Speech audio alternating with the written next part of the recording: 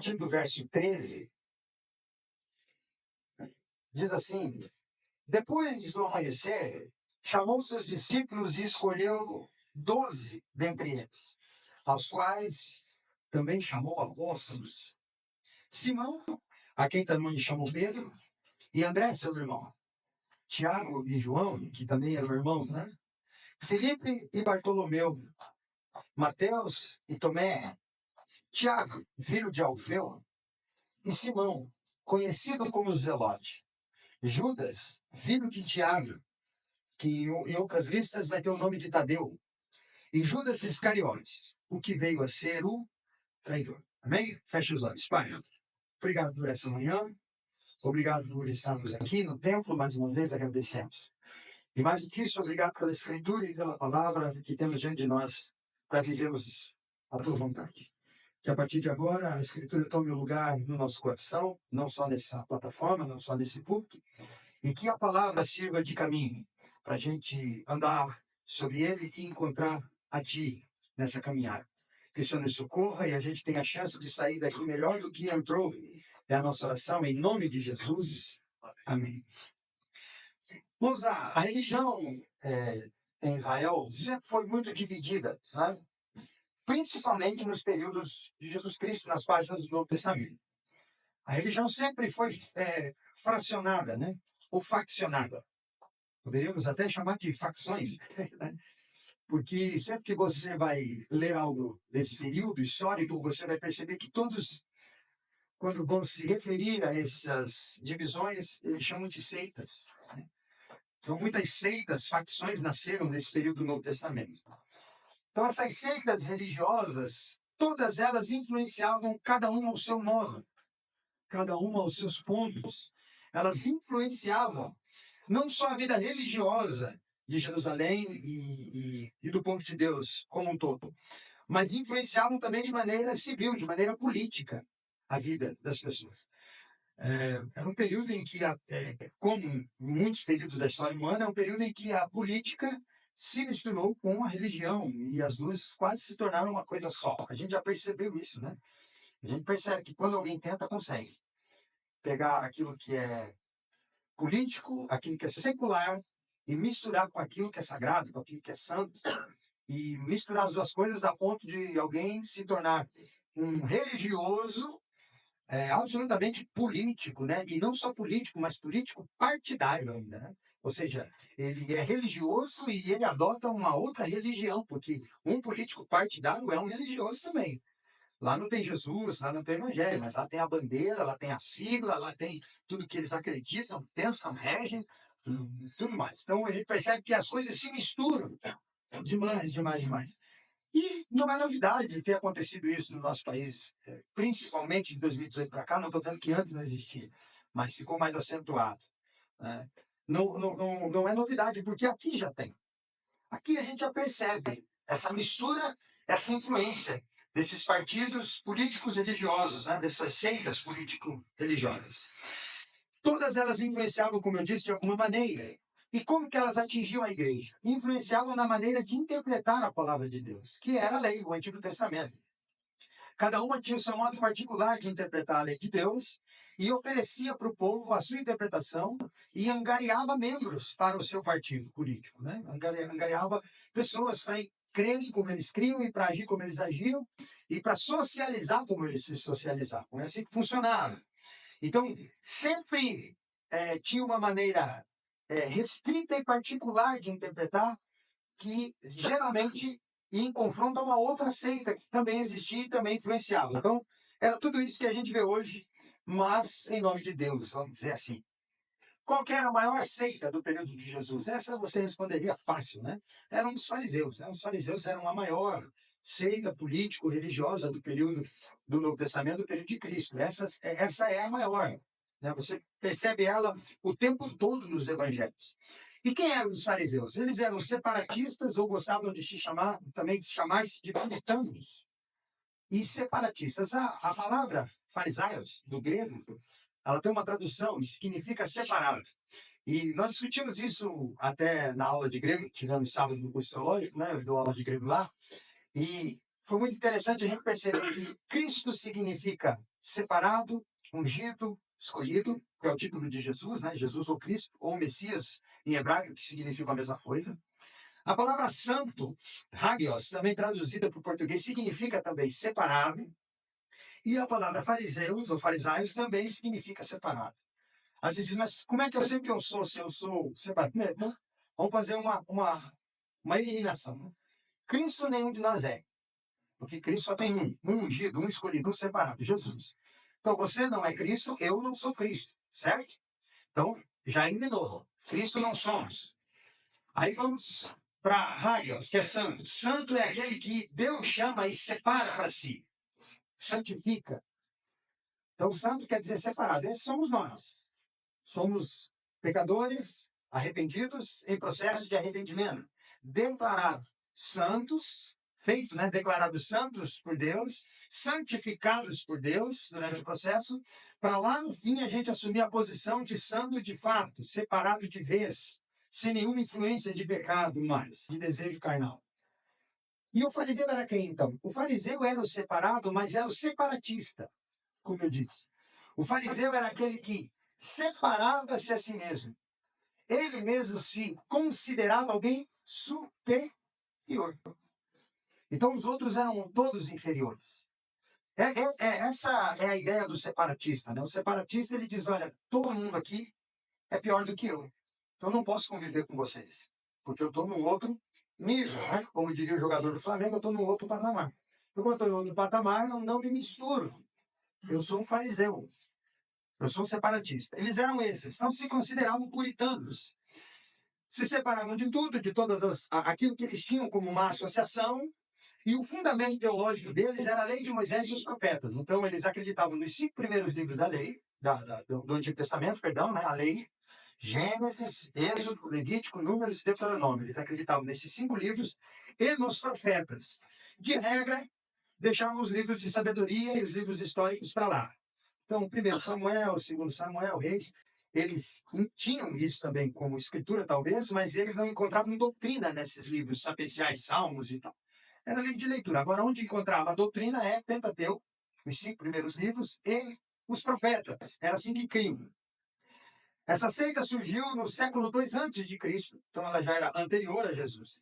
E ela foi muito influente no segundo templo. O primeiro templo Salomão constrói, o Império Babilônico destrói, e no período interbíblico é construído o segundo templo, né?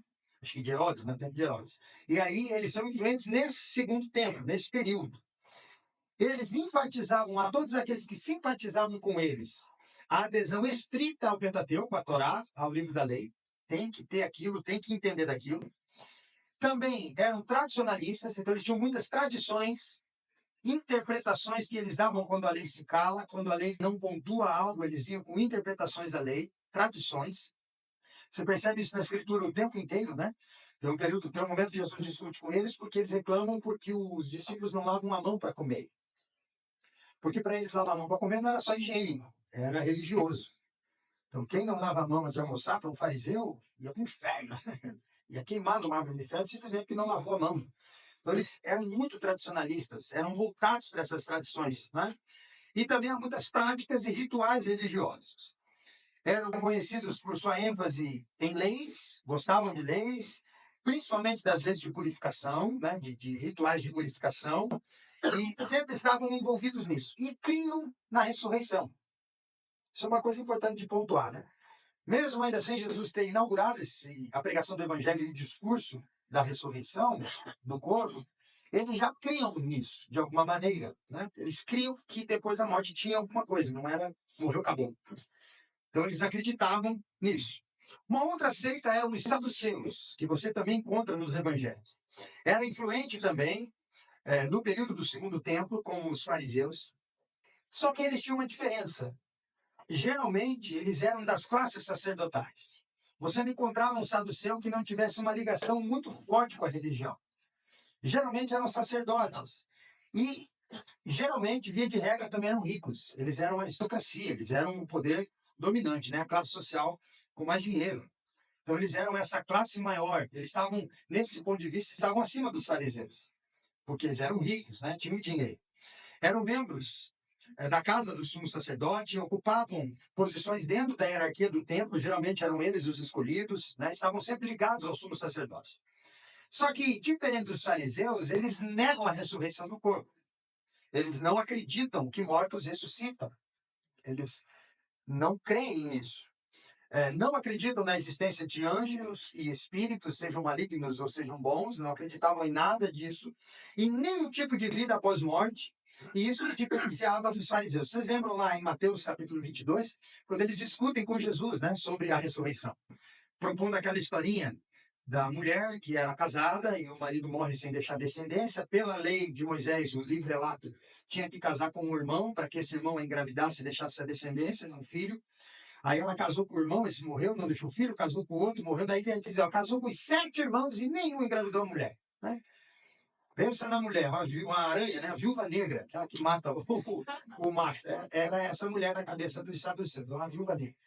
Casou com 7 irmãos, não engravidou de nenhum. Aí a pergunta toda, né? Zombando de Jesus, lá na ressurreição que você acredita aí, lá no céu. Ah, vai ser esposa de quem? Os 7 foram maridos, como é que vai fazer? Aí acha, pegamos Jesus, né? Ridicularizamos a ressurreição. Aí Jesus vai dizer, vocês não conhecem, vocês pecam por não conhecer o poder de Deus. No céu ninguém se casa, ninguém se dá em casamento. No céu não haverá isso. Aí diz, seremos como os anjos, que não se casam.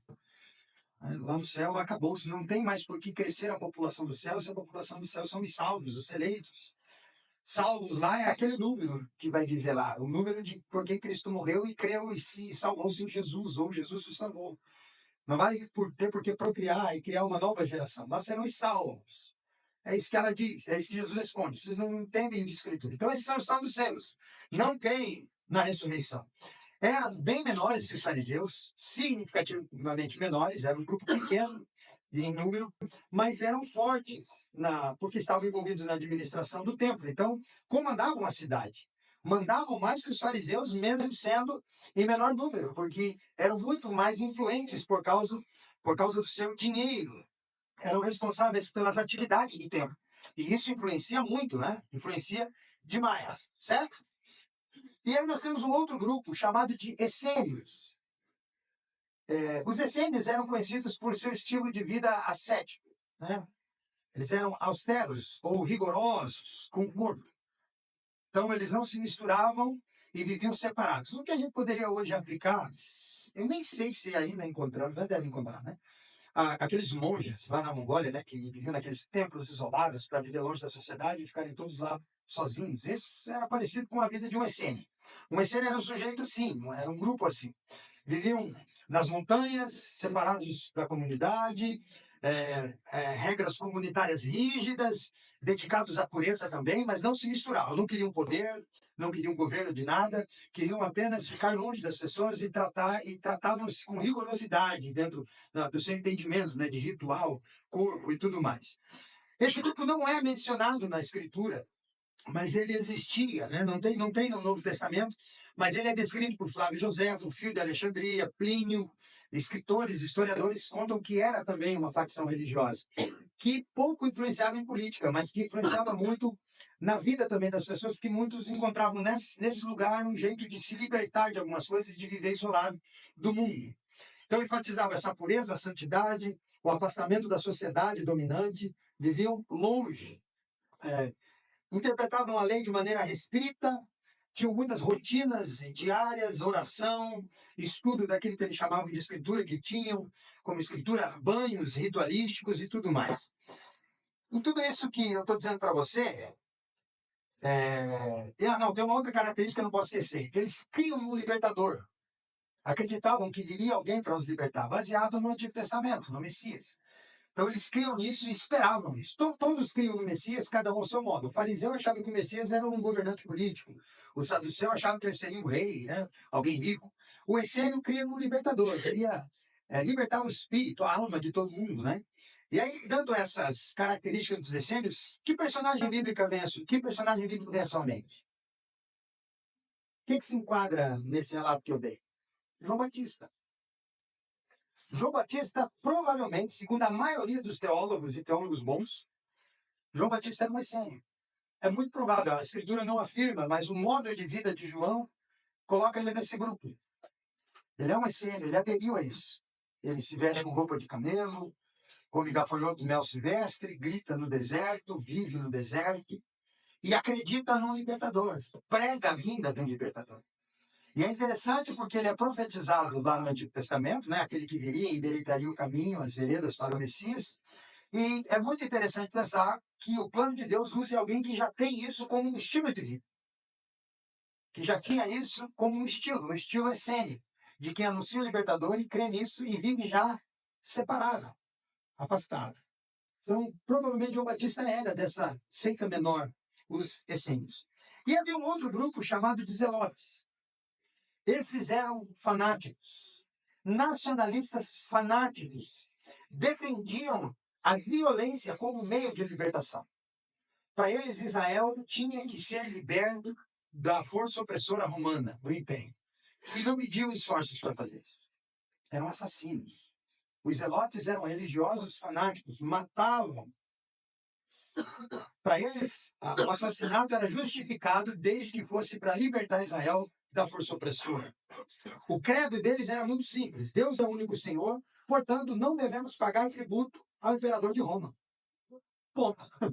Para eles era assim. Então, eles eram um grupo que vivia entre a sociedade de maneira escondida e secreta, e eles não mediam esforços, né, para libertar Israel da força opressora, para libertar Jerusalém da força opressora e a Judéia como um todo. Um outro nome dado a eles eram os sicários, também eram chamados de sicários. E a palavra sicário tem uma tradução, ela significa adaga, né? Aquela faquinha pequenininha, adaga. Por que eles tinham o nome de sicário? Porque eles carregavam essas adagas pequenas escondidas no corpo, na roupa, para matarem em meio à multidão. Então, quando tinha muita gente junto, que eles tinham planejado alguma coisa, um atentado, eles tiravam e furavam uma jugular entre as costelas para alcançar o coração. Era uma estocada, escondiam e saíam andando em meio à multidão. Ninguém sabia quem matou, só caiu o corpo ensanguentado. Eles agiam assim. Os zelotes eram fanáticos. Para eles, quem é contra Israel ou quem é a favor de Roma deve morrer junto com os romanos. Então, eles matavam também judeus que simpatizassem ou que tivessem associação com Roma, né? E aí o outro nome nos vem à mente, né? Quando a gente pensa que eles matavam até judeus que se associavam a Roma. Que outro grupo vem à mente? Os publicanos. Os publicanos eram quem? Os publicanos eram judeus contratados pelo Império Romano para cobrar impostos. Então o Império vinha, conquistava, colocava os seus impostos para tudo, cobrava da nação conquistada, mas não queria ter o trabalho de ir lá fazer essa cobrança. Ah, não vou botar um romano lá para fazer esse trabalho. Então contrata gente deles mesmos lá e manda com que esses contratados cobrem em nosso nome. E aí, um judeu que se prestava a esse serviço era chamado de publicano, aquele que cobrava impostos em nome da força ocupacional. Ele era considerado quem, então? Um traidor. Era um traidor da própria pátria, porque tirava dinheiro do seu povo para dar para Roma, trabalhava para Roma. Isso para um zelote era o quê? Inadmissível, né? Ele considerava o publicano pior do que o romano, porque o romano nasceu romano, o publicano decidiu se tornar um romano associado. Então, para ele era pior ainda. Então, os zelotes odiavam os publicanos. Eram traidores da pátria para eles e para a maioria. Até para fariseus e para saduceus e essênios também eram traidores. Só que os zelotes eram violentos, né? Na sua disposição. Então, contribuíam com a força estrangeira. Extorquiam, porque a maioria dos publicanos cobrava mais. Porque Roma dizia, ó, o valor que você tem que cobrar pelos impostos está aqui, a tabela é essa. Ele ia lá e jogava dinheiro em cima, porque o que ele cobrava mais ficava para quem? Ficava para ele. Então, já que eu vou tirar dinheiro do meu povo, eu tiro o meu por fora, porque salário de Roma eu não tenho para trabalhar. Eles são os senhores, eu trabalho de graça, eu sou escravo. Mas eu tenho que lucrar. Por isso que judeus se prestavam a serviço, porque sabiam que poderiam ganhar um bom dinheiro. Por isso que Zaqueu, lá em Lucas 19, diz o quê quando ele se arrepende? Se eu roubei alguém, alguém vem aqui comprovar que eu pedi imposto a mais, eu devolvo 4 vezes o valor que eu peguei. Para alguém dizer que devolve 4 vezes o valor que pegou de alguém, esse homem tem um patrimônio ou não tem? Esse homem tem um patrimônio muito grande. Porque se tiver 10 que provem que ele roubou a mais, ele vai dar 4 vezes os 10. Diz aqui, eu estou dizendo nas entrelinhas, ó, tudo que eu tirei de vocês, eu devolvo e devolvo tudo. Eu não quero nada, eu encontrei Jesus. Tá? Essa é a ideia do texto. Então, esses eram os publicanos, certo? Esse é o contexto que eu queria passar para você. E aí a gente percebe que não está muito diferente do contexto que a gente vive, né? Porque, infelizmente, a igreja brasileira se vendeu, né? Se vendeu para partidos políticos também. Hoje, nós infelizmente percebemos que a igreja brasileira acabou confundindo o evangelho e a ideia de uma pátria justa, acabou confundindo isso com projetos políticos humanos, né? Que são falhos. Você escolhe alguém para votar, deve fazer isso, como eu disse no início, deve escolher. Mas o seu coração, a sua esperança para uma justiça plena não é em nenhum homem. Mesmo porque ninguém governa sozinho. A tua esperança é em Cristo, é em Deus. Mas a nossa igreja, infelizmente, foi sequestrada. Né? Foi sequestrada, muito sequestrada. A gente percebe isso. E isso é triste, porque a igreja devia pregar o evangelho, deve pregar o evangelho apenas. E a gente percebe no texto o que a gente percebe aqui. A gente percebe nesse contexto, melhor dizendo, o que a gente percebe no mundo de hoje. As pessoas foram divididas, separadas. Né? Nós temos, de certo modo, alguns que vivem como os fariseus, que se separam, se acham melhores. Nós temos os essênios, aqueles que têm a grana maior e que daí influenciam mais. Nós temos os essênios saduceus, nós temos os essênios, esses que não quero nada por nada, eu vou aqui ficar quieto. O que também é errado, né? Porque você não pode não ter uma opinião, você tem que ter, você não pode impor a sua opinião e também não pode querer que essa opinião seja pelo Cristo, que você encontrou Jesus como político. Então a gente percebe que está tudo misturado. Tá? E isso dividiu, né? Dividiu. Pessoas não falam mais com pessoas, não conversam mais com parentes, amigos, se fizeram amizades em nome disso. Certo? E aí, o que eu quero dizer para você nessa manhã? Você percebe que no texto que eu li, nós temos o Zelote? O texto diz que um dos discípulos que se tornou apóstolo é Simão, chamado Zelote. Jesus chama para andar após ele um fanático religioso, provavelmente assassino de romanos e de judeus que ele considerava traidores. Jesus se aproxima de um sujeito assim, perigoso, e o convoca para fazer parte do seu grupo de homens que vão mudar o mundo, pregando o evangelho. Jesus escolhe o Zelote, certo? O nome dele é Simão. Mas a gente também vê no texto acima que Jesus chama um outro chamado Mateus. E se você ler esse relato no Evangelho de Mateus, vai estar o acréscimo que ele era também chamado Levi ou publicano. Jesus chama um cobrador de impostos, considerado traidor da pátria, considerado alguém que merece todo o desprezo, porque trai todo mundo e cobra dinheiro a mais e rouba dos irmãos, dos compatriotas em nome de uma força ocupacional, para andar do lado de alguém fanático que acha que todo mundo que pensa assim tem que morrer ontem. Jesus é bom ou não é?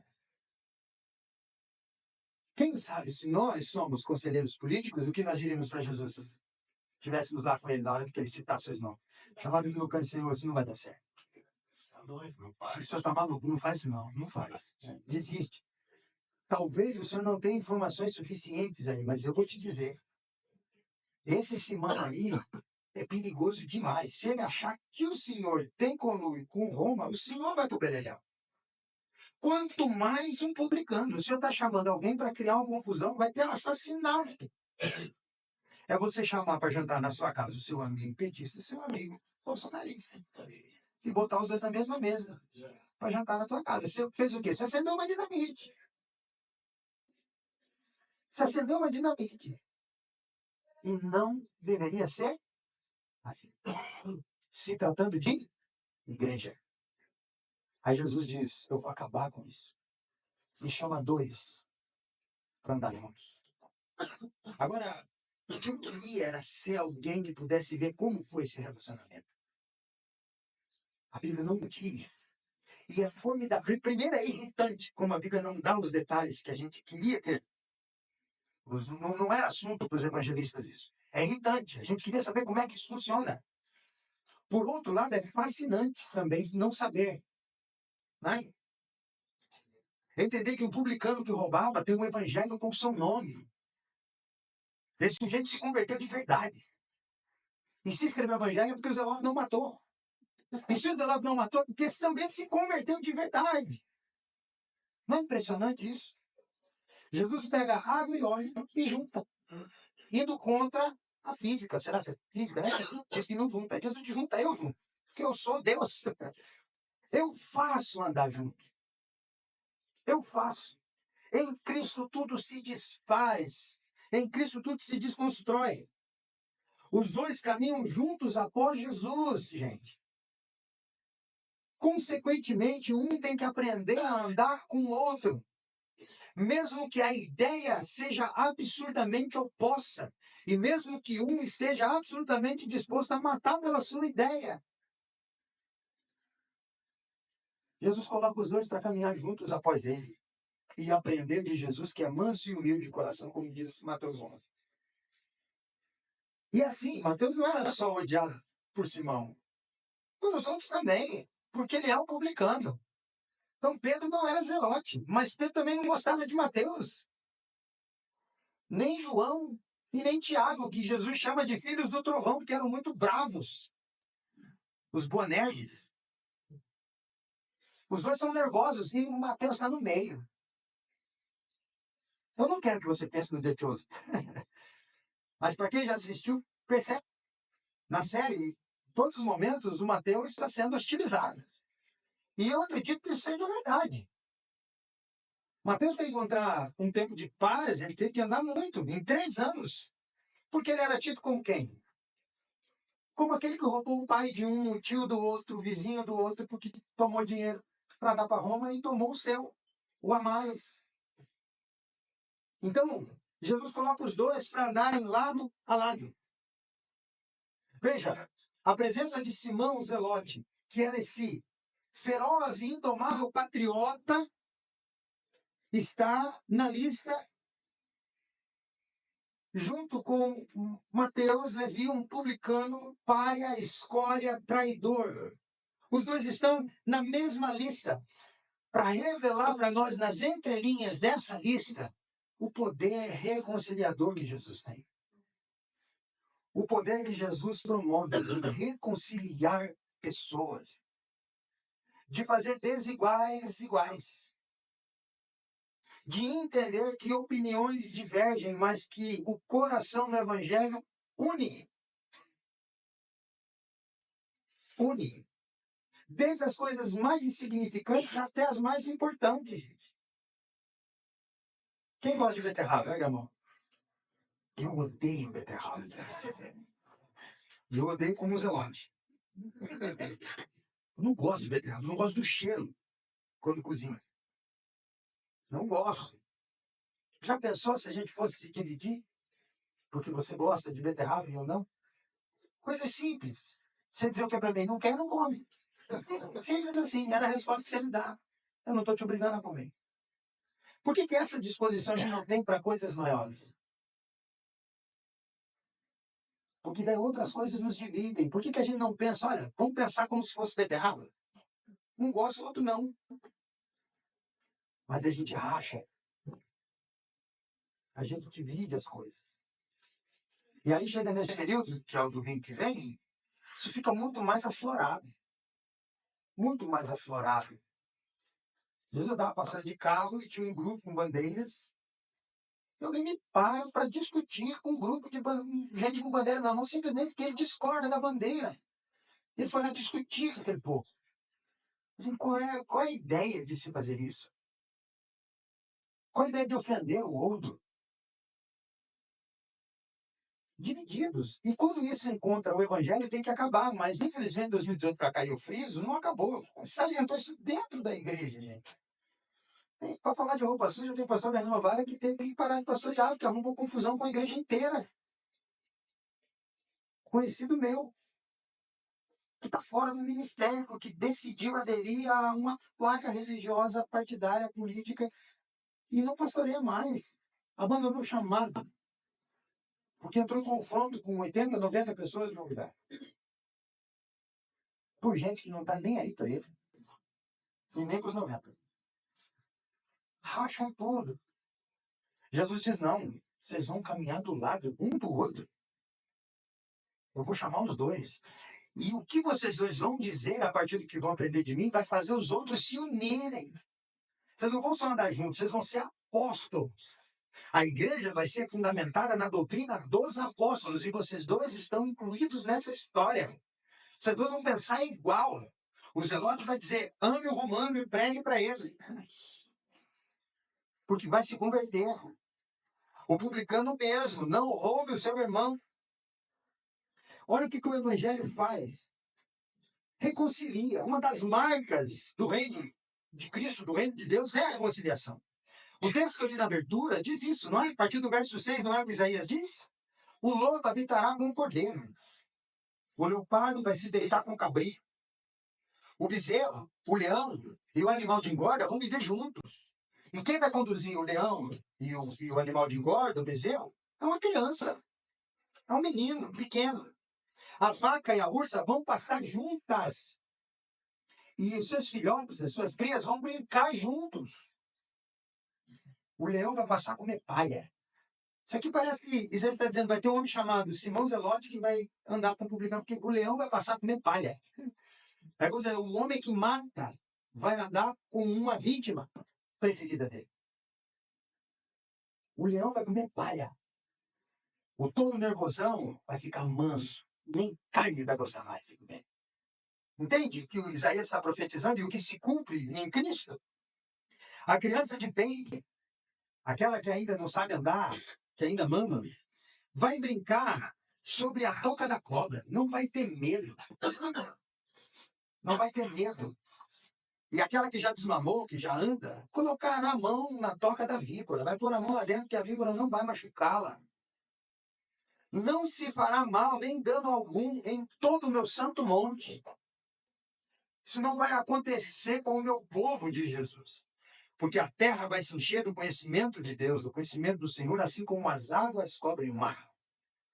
Oh, gente, como eu queria que esse conhecimento pegasse a igreja brasileira inteira e a gente entendesse que a gente não é cabo eleitoral de ninguém. Que a gente é do Evangelho. Nós temos um título de eleitor, cada título tem a sua foto, portanto não é meu nem seu, eu não voto por você, você não vota por mim. O voto é secreto, você não precisa contar para ninguém. Você conta porque quer arrumar confusão, você não precisa nem dizer. Por isso que tem aquele toldo lá que esconde você. Que ninguém precisa saber quem você escolheu ou deixou de escolher. Por isso que é secreto. Ah? Eu lembro que em 2018 o meu Facebook instituiu, vai votar em quem, pastor? Aí a minha resposta era sempre um ponto de interrogação girando. Como que dizendo, não interessa. Cada um é um. Escolhe. Vai lá, analisa, vai para a rede social. Usa a internet para algo bom, uma ferramenta boa. Analisa um por um. Pega o nome, a história, o contexto, família, o que ele quer, o que ele pretende com a cidade. Analisa tudo. Dentro dessa análise que você faz, escolhe um nome. Escolheu o nome, não conta. Vai lá e vota. Pronto, acabou. Fim. Não precisa. Agora, se você quiser contar, né, você vai, ó, eu tanto vou contar que eu vou fazer campanha, vou ajudar. Beleza. Mas não impõe isso para o outro. Porque o outro vai escolher o outro. Se não escolher o mesmo que tu. E pronto. Mas a igreja brasileira se tornou o quê? Cabo eleitoral. E aí você não vê mais cristão falando com cristão. Irmão falando com irmão. Você não consegue mais enxergar mais nada disso. Aí vem Jesus e diz, olha, vocês têm que voltar para a Escritura e ver o poder reconciliador do Evangelho. Que pega um fanático, assassino, político, religioso, fanático, libertário, né? Para andar junto com a vítima preferida dele, um larápio, ladrão, traidor. Para andarem juntos, caminhando juntos. Então a gente já percebe que a primeira companhia de discípulos ao redor de Jesus já cumprem a profecia de Isaías. Essa profecia de Isaías já está se cumprindo no círculo de apóstolos e de discípulos. Já tem dois ali, um é um leão, o outro é um cordeiro. Ou uma cobra, que roubava dos outros, sei lá. Mas já andam juntos, caminham juntos. Então a graça do Evangelho tem esse poder, gente, de fazer iguais os inigualáveis. De igualar todo mundo debaixo do pecado. O fanático religioso é tão pecador quanto o ladrão. Por isso os dois precisam andar juntos, porque os dois são iguais, por mais que achem que são diferentes. Né? O problema nosso é que quando a gente pensa num pecado que pegou todo mundo e que todo mundo está encerrado debaixo dele, a gente olha para o outro e diz, pelo menos eu sou menos pecador que você. Então já que é todo mundo ruim, pelo menos entre os ruins eu sou o melhor. Só que na Escritura Jesus morreu por todos, não tem menos ruim ou menos pior. Como diz José Marbessa, eu já disse essa frase inúmeras vezes aqui, né? O mundo divide a sociedade entre bons e maus. O Evangelho divide o mundo entre maus e Jesus. Todos estão encerrados debaixo do pecado e só tem um Cristo. Um bom, que é Deus, que é o Salvador. Aí ele pega esses que são todos maus, mas que dentro da sua maldade acham que são menos maus, e diz, não, é todo mundo igual. Simão, você vai andar do meu lado e vai andar do lado de Mateus. E não vai matar Mateus. E Mateus não precisa ter medo do Simão. E nem dos outros. Não porque eu vou estar aqui para separar a briga. Jesus não é juiz de briga de UFC. Porque vocês entenderão, pela minha vida, pelo Evangelho, pelo exemplo dado, que é desnecessário. Que opiniões políticas, religiosas, não dividem, não devem dividir, por mais que existam. Por mais que existam. Não devem dividir. Você vê no texto bíblico, Paulo chamando a atenção de Pedro na frente de todo mundo, quando Pedro dissimula, né? E sai do meio dos gentios com quem ele estava fazia dias, porque chegou gente do templo e ele não quer se associar. Aí Paulo chama a atenção dele. E depois você vê Pedro escrevendo numa carta dizendo, ó, Paulo, por mais que as coisas que ele escreva sejam difíceis de entender, ele é importante, leiam as cartas dele. Alguém que não andou com Jesus como eles andaram, que é Paulo, Pedro diz, ele é importante, ele é também um apóstolo. Opiniões divergem. Mas o evangelho é maior que isso. Não gostar de beterraba, beleza. Gostar de beterraba? Ruim, beleza. Pronto. E a gente caminha, a gente anda, a gente vai. Certo? O evangelho tem isso. O evangelho reduz a míseros pecadores, o extremista religioso e o libertino inconsequente. Zelote, Simão e publicano Mateus. O evangelho tem o poder de transformar o zelo irrestrito e radical de um homem em um amor que responde o próximo. Simão se converteu a ponto de parar de matar e estender a mão ao inimigo. A amar o inimigo. O evangelho tem o poder de reabilitar o larápio compulsivo, o ladrão compulsivo como Mateus, a ponto de ele doar coisa aos outros, doar amor aos outros, de se converter de fato. O evangelho tem o poder de fazer com os que antes inimigos declarados andem em comum acordo. Só o evangelho faz isso. Só Cristo faz isso. Por isso ele chama os dois. Por isso que se nós estivéssemos lá, como eu disse no início, né? Chamasse Jesus do canto e dissesse, você não sabe o que você está fazendo. Você está com pouca informação a respeito desse que você está chamando. Ele ia para nós dizer o quê? Ele ia para nós dizer o que está registrado em Marcos capítulo 2. Vem ver. É isso que ele ia dizer para a gente. Vem ver. Venha ver como dá. Venha ver como eu faço. Venha ver como eu consigo, como eu proponho e consigo. Porque é o Evangelho, é o poder de Deus. Diferenças políticas, gente, ideológicas, dos dois, do Zelote e do publicano, encontraram uma causa muito maior que os uniu e transformou a opinião dos dois. Transformou as opiniões que os dois tinham acerca da vida cotidiana e da vida da sociedade, da vida social. E o que mudou? Jesus e o Evangelho. Jesus Cristo pega os dois e faz caminharem juntos. E aí divergências políticas, ideológicas, encontram uma causa muito maior. Cristo e o Evangelho. Então a igreja é o lugar onde os opostos se atraem. Não para casar, mas onde os opostos se atraem no poder irresistível da graça de Deus para se converter. Para se converter. Hã? Eu tenho certeza que se eu desse o microfone para cada um aqui, você diria, eu evitei a igreja há muito tempo porque eu era julgado pela igreja, pelo modo que eu vivia. Você achava melhores do que eu. E hoje você é membro de uma igreja. E às vezes aquele que era alguém que criticava o seu modo de viver está sentado do seu lado aí. Porque o evangelho pega o crítico e faz ele amar, e pega aquele que é criticado e faz amar a crítica, o outro. E isola os dois debaixo de pecado para poder usar de graça com os dois, como diz Romanos 11. Porque o evangelho tem esse poder, gente. De por mais que a gente opine diferente para algumas questões da sociedade, algumas questões da vida, vitais, como eleição, por exemplo, a gente caminha junto pelo evangelho, entendendo que em Cristo a gente é um só. Que nenhum homem, por mais que a gente encontre nele qualidades, tem o poder de transformar um mundo caído que jaz no maligno num céu. Você vai votar em alguém que vai te decepcionar. Claro que vai. Porque é um ser humano, gente. Em algum momento ele vai tomar uma decisão que vai deixar você decepcionado. E você vai dizer, poxa, eu votei nele. Eu coloquei minha confiança e olha como ele está agindo. Então, em algum momento isso acontece. Seja por maldade, seja por deslize, seja por desvio, o que for. Por isso que a gente tem que confiar no Evangelho. Você quer uma justiça plena? É a de Cristo. E essa justiça aplicada à igreja parte de nós. Mesmo que a gente não receba justiça em troca. Mesmo que a gente não receba justiça como retorno. A gente prega a justiça, vive a justiça e aplica a justiça em tudo que a gente faz. Nós somos esse povo. É isso que Simão teve que aprender.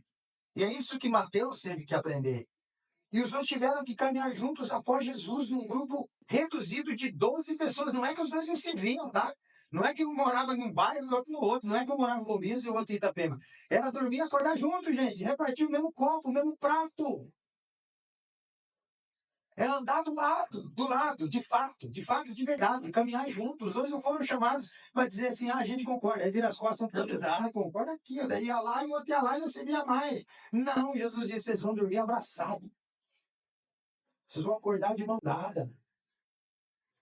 A comida que alimenta um vai alimentar o outro.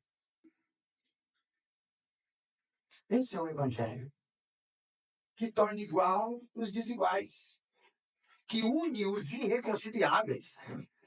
O Evangelho de Cristo. A igreja é esse lugar que iguala todos em Cristo. Que coloca todos no mesmo nível. É o lugar onde as facções devem ter fim. É o lugar onde a única motivação para a união é o amor com que nós somos conquistados na cruz. Porque se a gente adotar, faccionar, adotar um partido político, como que a gente vai pregar o evangelho para outro? Como é que faz se a gente põe a bandeira aqui de um partido? E o evangelho pregado para outro fica como? A gente comprometeu a pregação. Porque, via de regra, quem exigir de nós é, lealdade vai nos proibir de falar com outros. E aí, a gente aceita? A igreja não é o lugar disso. E nunca foi. Então, domingo que vem, exerça. Vá lá e exerça o seu direito à cidadania. E faça com gosto. Faça com gosto. Eu sempre faço com muito gosto. É um direito de escolha aqui conquistado para nós. Então, vai lá e exerça. Mas não imponha. Ore. Se o que você ganhou, votou não ganhar, ore por quem ganhou. Ore pelas autoridades. Como que eu vou orar, pastor? Se está acontecendo tudo isso, como é que eu vou pedir para Deus preservar e guardar? Romanos 13. Toda autoridade é instituída por Deus. Se você for contra a autoridade, você está indo contra o próprio Deus. Está lá. Paulo diz qual é o papel da igreja. Orai por todas as autoridades e sejam leais a ela. A toda autoridade. Mas eu não escolhi essa, não importa. O justo vive da fé. E a pergunta que a gente faz é assim, tá, e se o sujeito for mal que ganhou, eu tenho que orar por ele? Sim, porque o justo vive da fé. Aí ele continua o texto, você vai ler no final do 13, ele vai dizer o quê? Porque a vingança pertence a quem? Ao Senhor. Então não é da tua alçada se vingar de quem está lá, porque não foi você que escolheu que ele estivesse lá, ou porque ele foi colocado de maneira autoritária, se for um governo autoritário, totalitário, ou se for de meio democrático de voto, o outro ganhou porque ganhou do modo ilícito, isso não nos interessa. Oramos por todas as autoridades, diz Paulo. Não quer temer a autoridade? Faze o bem e será elogiado por ela. Está lá no texto, gente. Anda de maneira justa do evangelho, eles não vão ter nada contra você. Se tiverem, vão ter que mentir. Se arrumar algo contra, será ilícito, mentiroso, injusto. E se pela injustiça conseguirem provar, você confia em Deus, na justiça de Deus. A vingança não é tua, a vingança pertence ao Senhor. Ponto. Esse é o papel da igreja. Amém? Eu tinha que falar isso hoje, porque domingo que vem é eleição. E aí domingo que vem é de manhã, quem sabe você ia vir pro culto e já tinha votado. Aí você vai falar, pô, falou antes. Olha, foi. Então eu tive que dizer hoje. Certo? Uma semana antes. Você tem uma semana aí, ó, para analisar, pesquisar, conversar. Até onde eu sei aqui, todos os candidatos são bem sociáveis, pelo menos até onde me disseram. Conheço alguns, os que estão se candidatando a alguma coisa. Já tenho nomes, já pesquisei, já fui atrás, já li, já conversei. E vou exercer o meu papel. Ganhou, ganhou, amém. Não ganhou, amém também. Oro por cada um. Oro pelos que vão perder. Porque nem todo mundo vai ser eleito, alguém tem que perder. Nem todo mundo ganha. E a gente vai confiando lá, o caminhão passa na casa dele. Então, escuta aí, meu irmão. O Evangelho, gente. Cristo. Amém? Nós somos o povo do céu. Somos o povo do céu. Não se exime de votar. Não cai nessa, não. Deus é soberano, eu não vou sair de casa para fazer isso. Não, vai lá. Respeita quem conquistou o direito. Não pisa na história de homens e mulheres lá que lutaram para a gente ter o direito de votar. Eu fico muito mais chateado quando uma mulher não vota ainda, porque para a mulher é muito mais difícil. Hoje ela pode exercer esse direito de ir lá. Por que vai pisar na história de pessoas que lutaram para conseguir esse direito de se expressar? Então vai lá e faz. Faz com a consciência e o coração do evangelho. Eu tenho certeza que você não vai ser decepcionado. Mesmo se quem ganhou, quem você votou ganhar, e te decepcionar, você não vai ficar decepcionado. Você confia em Deus. Amém? Olha, de propósito, também na frente. Vamos lá, vamos ficar de pé, vamos orar? Que coisa, né? Bem na hora. Vamos orar, irmãos.